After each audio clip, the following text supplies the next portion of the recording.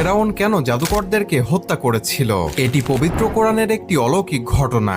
যখন হযরত মূসা আলাইহিসসালাম নিজেকে নবী দাবি করে ফেরাউনকে অলৌকিক নিদর্শন দেখালেন, তখন ফেরাউন তার রাজ্যের সেরা জাদুকরদেরকে ডেকে এনে মূসা আলাইহিসসালামের সাথে একটি বড় অনুষ্ঠানের আয়োজন করলেন, যাতে করে নবী মূসাকে পরাজিত করা যায়। ফেরাউনের জাদুকররা প্রথমে নিজেদের দড়ি ও লাঠি ছুঁড়ে দেয়, যা মানুষের চোখে সাপের মতো নড়তে থাকে।